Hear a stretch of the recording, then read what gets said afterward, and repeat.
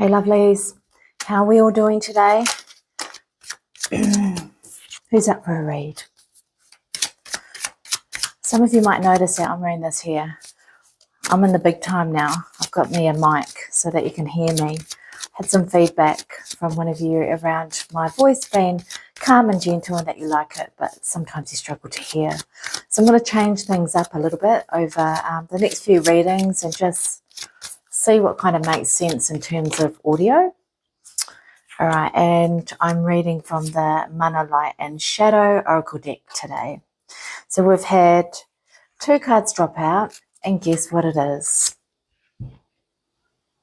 I feel like some of you might be sick of seeing that card by now. Childhood trauma and wounds. Still, gratitude. Okay, that's a good sign, the way that that's fallen out actually. Okay, that's really good. I'll tell you why in a sec.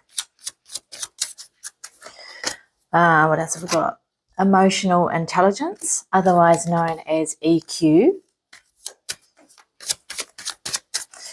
So our collective need to know, please, Spirit. What's our collective need to know? I need to know. Deserving. Like, you deserve more. And one more, please, Spirit. One more. Third party, outside influences. Okay, let me just think about this for a minute. All right, here we go. So, childhood trauma and wounds.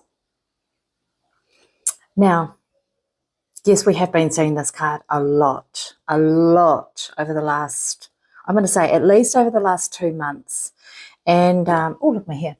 And so the message that I got while I was thinking this through actually was, oh, why does this keep falling out? And here's why. If 2 months ago when I first dealt this card up, and it did look different because I've done a few iterations of my card. So even in the last iteration before this here, this design, the new design came out, it still popped out a few times, okay? It has to pop out a few times because there's no way that we can pack in everything that goes with this card and with something that's trauma related all into one reading, one session, one quick chat about it. It isn't a quick chat. It's not an overnight fix. Some people take lifetimes to figure this out. Yeah, lifetimes, not just one. So if it needs to be spoken about and we have to come at it from a different angle so that I reach different parts of my audience for you guys to think about and shift your perspective around this, then that's what we've got to do. So that's why it keeps falling out. And then when it doesn't come out anymore, that means that the job's, I'm not going to say the job's done because it's actually you guys that are doing the work in terms of the healing and how you resolve this. But when it stops falling out and coming out so often, it just means that for now we may need to hit pause, or we no longer need to talk about it because there's some other topics that we need to discuss that come out of this deck. Okay, so yeah, so we couldn't unpack it all in 1 reading, 2 readings, 3 readings. That's why we keep talking about this. Okay, so and if you haven't seen those past readings, the angle that I've taken is perhaps go and explore talking to someone external outside of your family and a trained professional, a psychologist, a counsellor, a spiritual being, if that's your jam, or someone from the church, if you are part of a church, or someone who is a real trusted partner that you fully trust and believe in to give you some really good, solid, guided advice that isn't biased, that isn't one-sided, someone that you can really trust. Okay, this here, yeah, so it's, I've got the words here around childhood trauma wounds. You know, what can happen from this? It could be from it's from being neglected. That could have happened to you as a child. Someone could have shocked you. Someone could have done both of those things to you and damaged you in a way that you feel it's beyond repairable. So my invite to you here is, without opening up a can of worms, because that's not what I like to do here either, but just to sit quietly with yourself and ask yourself some questions of, oh, why do I keep getting in the same relationships? You know, you might end up with in toxic relationships. Why does this keep happening for me? Why do the same people keep showing up but in a different body or with a different masculine or feminine energy behind it? Or why do I keep clashing with certain types of personalities? So what part of it from all of that, what's the key takeaway from all of those relationships that you have with people? Because that's really where it mainly shows up. And what is it that you need to address and kind of pinpoint and just look at and perhaps even say to yourself, oh, yeah, I didn't realize it had such a hold over me. That's probably something that I need to surrender to and let go. And it could just be as simple as that. Just saying, I forgive that situation. Because if I forgive that situation, let it go. It's not going to have a hold over me. It's going to create space. When I create space, amazing opportunities and abundance come my way. Also, if you're having a conversation with someone, and look, this, I'm going to be honest, this has happened to me a few times.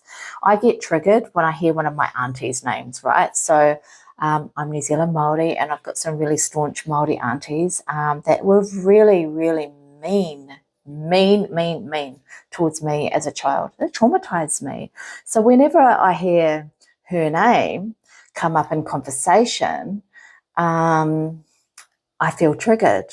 Now, it's taken me years to just kind of get over it and go, oh, you know what? She has no hold over me. I'm a grown-ass woman now, and I live my life how I want to live. And that happened as a child, and she has no power or control over me. But if I continue to react and be triggered by just hearing her name, well, she does have some sort of power over me, and I don't want that. So I forgive her. Doesn't mean I have to forget. I will protect my energy and my space, and I certainly will not now, as a grown woman, go out of my way when I'm visiting her state or in her town to reach out to her and say, hey, I'm in town, do you want to catch up? I'm just not going to do that. I don't have to do that. I don't want to do that. So why would I do that to myself?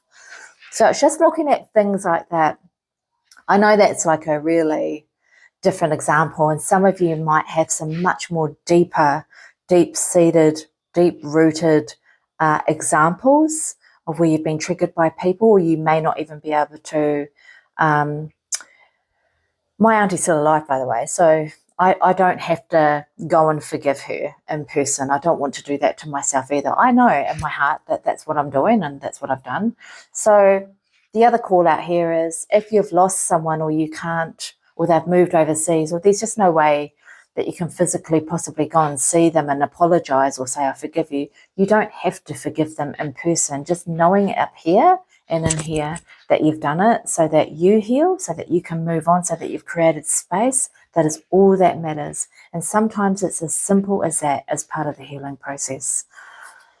So that's that card, childhood trauma and wounds. Okay. We're going to go on to the next one now. So that's gratitude. Remember I said it's a good thing that that's fallen out after the childhood trauma and wounds, because this here tells me that you guys have already done, because of your heightened awareness and where we're all at in 2024 and the stuff that we've been through, a lot of us are really heightened in our awareness at the moment.